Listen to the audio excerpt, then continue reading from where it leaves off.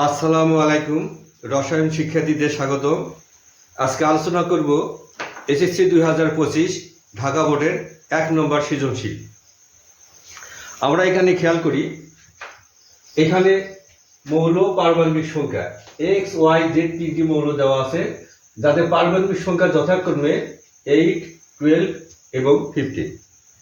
এখানে x y z প্রতীকী অর্থে ব্যবহার করা হয়েছে। এখন আমরা দেখব 1 নম্বর প্রশ্নে ক নম্বরে রসায়ন কাকে বলে। আমরা জানি রসায়নের আলোচ্য বিষয় হচ্ছে তিনটি, প্রধান আলোচ্য বিষয় হচ্ছে তিনটি। 1, পদার্থের গঠন, পদার্থের ধর্ম এবং পদার্থের পারস্পরিক রূপান্তর। তাহলে বিজ্ঞানের যে শাখায় পদার্থের গঠন, পদার্থের ধর্ম এবং পদার্থের পারস্পরিক রূপান্তর নিয়ে আলোচনা করা হয় তাকে রসায়ন বলে। এখন আসবো আমরা খ নম্বরে। খ নম্বরে বলা আছে আয়োডিনের তরল অবস্থা নেই, ব্যাখ্যা করো।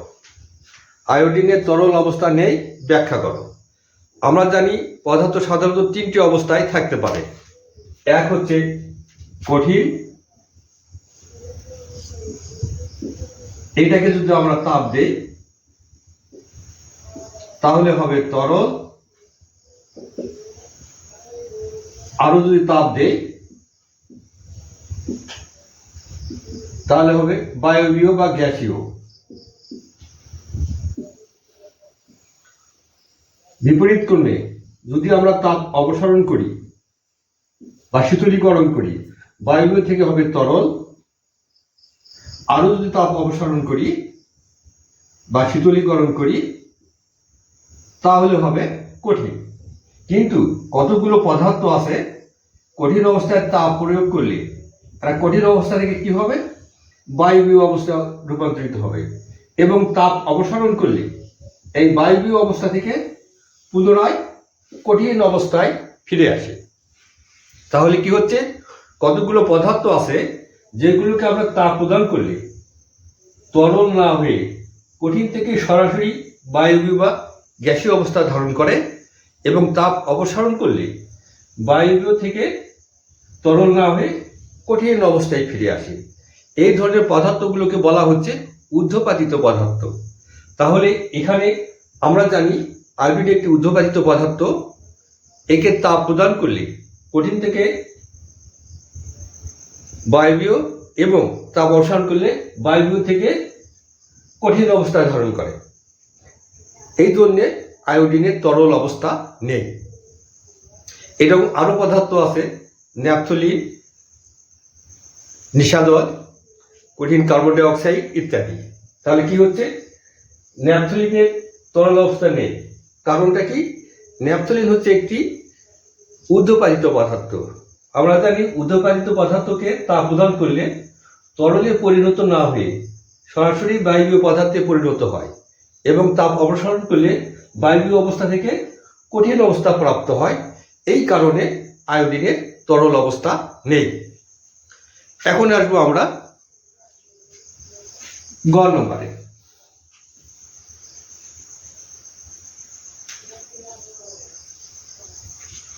গ নম্বরে কি বলা আছে, এখানে উদ্দীপকের জেড মৌলটি 10টি পরমাণুর ভর নির্ণয় করো। উদ্দীপকের জেড মৌল এইটা, এই জেড মৌলটি 10টি পরমাণুর ভর বের করতে হবে। তা জেড মৌলের পারমাণবিক সংখ্যা কত? 15। তার জেডটা কি হচ্ছে, আমরা জানি ফসফরাসের পারমাণবিক সংখ্যা 15। তাহলে জেড মৌলটি হচ্ছে এখানে ফসফরাস। জেড মৌল এর পারমাণবিক সংখ্যা ছিল 15, বা এটি হচ্ছে ফসফরাস, এর পারমাণবিক সংখ্যা 15। এর আপেক্ষিক পারমাণবিক ভর, এর আপেক্ষিক পারমাণবিক ভর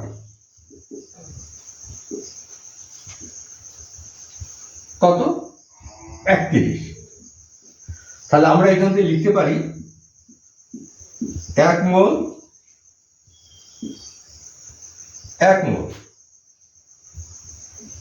ফসফরাস পরমাণু সমান 31 গ্রাম সমান 6 অ্যাভোগাড্রো সংখ্যক অণু থাকে 6.023 ইন্টু 10⁻23 এতটি ফসফরাস পরমাণু।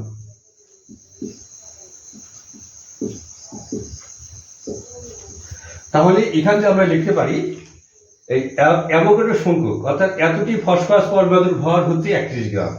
এখান থেকে একটির কত কয়টি আছে এখানে 10টি। তাহলে এখান থেকে আমরা লিখতে পারি 6.023 ইন্টু 10⁻23 এতটি ফসফরাস পরমাণুর ভর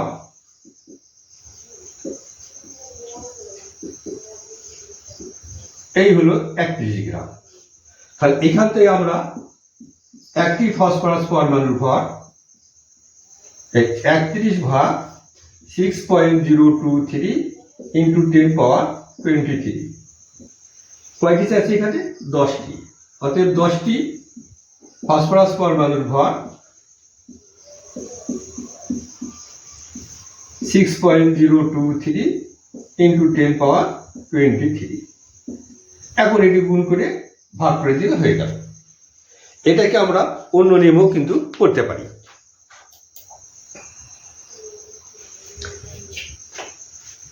এটাকে আমরা আর একটা নিয়ম দেখি।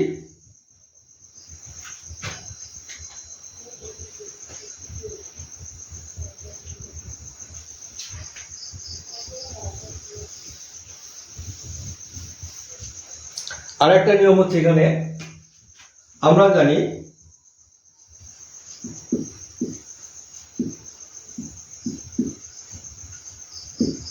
কোন মৌলের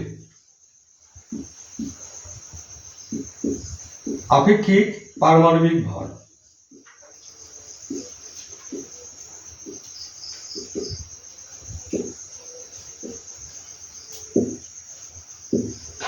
সমান মৌলটির একটি পরমাণুর ভর।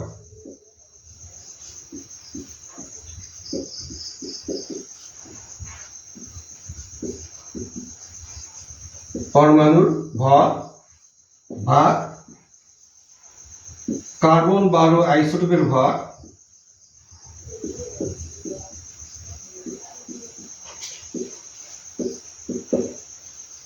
Into 1 division 12। এই তৃতীয় অধ্যায়ে আমরা এই সূত্রটি ব্যবহার করেও করতে পারি। এখানে কোন মৌলের আপেক্ষিক পারমাণবিক ভর এইটা হচ্ছে আমাদের ফসফরাসের কত 31। অতএব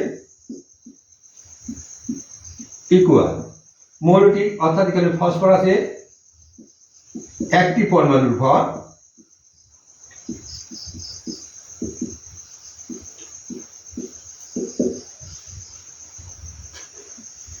এইটার মান কত 1.66 ইন্টু 10⁻24 গ্রাম। তাহলে এখান থেকে আমরা লিখতে পারি সমাধান করে ফসফরাসের একটি পরমাণুর ভর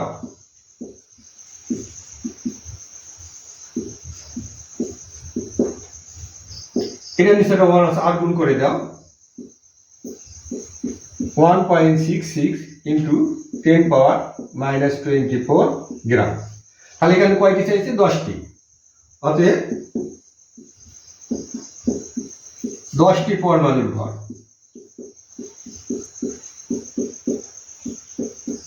1.66 ইন্টু 10⁻24 গ্রাম। এখন গুণ করে দিলে হয়ে গেল। তাহলে আমরা আগে নিয়মও করতে পারি, এই নিয়মও এটা করতে পারি। এখন আসবো আমরা ঘ নম্বরে।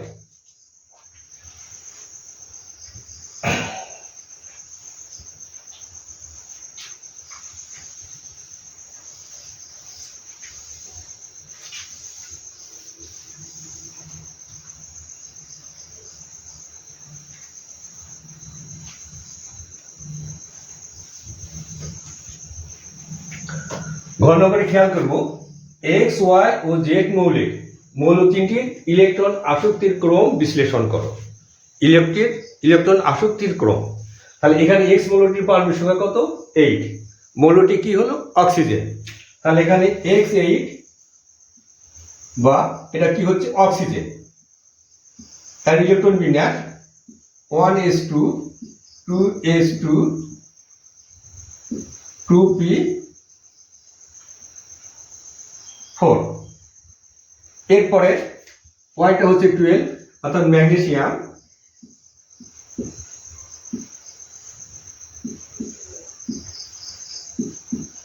আর ইলেকট্রন বিন্যাস করো 1s2 2s2 2p6 3s2। এরপর যে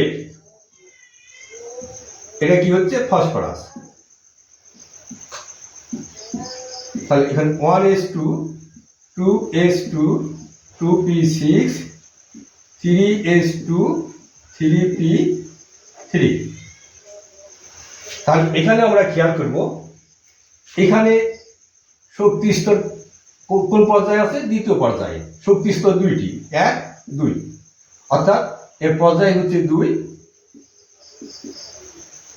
অক্সিজেনের পর্যায় হচ্ছে 2 এবং গ্রুপ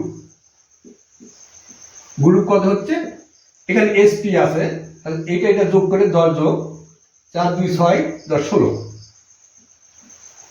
এখানে দেখবো এইটা পর্যায় করা হচ্ছে, এখানে 1 2 3, পর্যায় হচ্ছে 3 এবং গ্রুপ হচ্ছে s আছে, গ্রুপ হলো 2। এখানে এইটি এটারও পর্যায় হচ্ছে 3, গ্রুপ হচ্ছে 50 অর্থাৎ 15। তাহলে এখানে দেখবো আমরা জানি কি, যখন মৌলগুলো একই পর্যায়ে থাকবে বামের মৌলের আকার বড় এবং ডানের মৌলের আকার ছোট, মানে একই পর্যায়ে বামের মৌলের আকার বড়, ডানের মৌলের আকার ছোট। আকার বড় হলে ইলেকট্রন আসক্তির মান কম হয় এবং আকার ছোট হলে ইলেকট্রন আসক্তির মানটা বেশি হয়। তাহলে এখানে দেখবো আমরা ম্যাগনেসিয়াম ও ফসফরাস এরা তৃতীয় পর্যায়ে অবস্থিত এবং তৃতীয় পর্যায়ের বাম দিকে আছে হলো আমাদের ম্যাগনেসিয়াম এবং ডান দিকে আছে ফসফরাস। তাহলে এখানে ম্যাগনেসিয়ামের আকার বড় এবং ফসফরাসের আকার ছোট, ফলে ম্যাগনেসিয়ামের ইলেকট্রন আসক্তির মান কম এবং ফসফরাসের ইলেকট্রন আসক্তির মান বেশি। এছাড়া আমরা এভাবেও বলতে পারি অধাতু মৌলের তুলনায় ধাতু মৌলের ইলেকট্রন আসক্তির মান কম। তাহলে এখানে ম্যাগনেসিয়ামের দেখবো আমরা এই সর্ববহিষ্ঠ অরবিটাল ইলেকট্রন পূর্ণ, অর্থাৎ এর স্থিতিশীলতা বেশি। স্থিতিশীলতা বেশি হওয়ার কারণে এমনি তো ধাতু মৌল, আবার এই ইলেকট্রন বিন্যাসে স্থিতিশীলতা বেশি, এই কারণে এর ইলেকট্রন আসক্তির মান নেই বললেই চলে, এখানে 0 ধরা হয়। সেক্ষেত্রেও এখানে ম্যাগনেসিয়ামের ইলেকট্রন আসক্তির মান কম, ফসফরাসের ইলেকট্রন আসক্তির মান বেশি। তাহলে এদের এখানে ইলেকট্রন আসক্তির ক্রমটা হচ্ছে কি, ফসফরাস কার থেকে বেশি, এই ম্যাগনেসিয়াম থেকে বেশি। আবার এখানে দেখব অক্সিজেন, এটি হচ্ছে এক অধাতু মৌল, আবার এর শক্তি স্তর কয়টা আছে, পর্যায় কয়টা আছে, 2টা। তার মানে এর আকারটা কি হচ্ছে ম্যাগনেসিয়াম এবং ফসফরাসের চেয়েও ছোট, ফলে এর ইলেকট্রন আসক্তির মান ম্যাগনেসিয়াম এবং ফসফরাস থেকে বেশি। তাহলে অতএব এদের ইলেকট্রন আসক্তির মানের ক্রম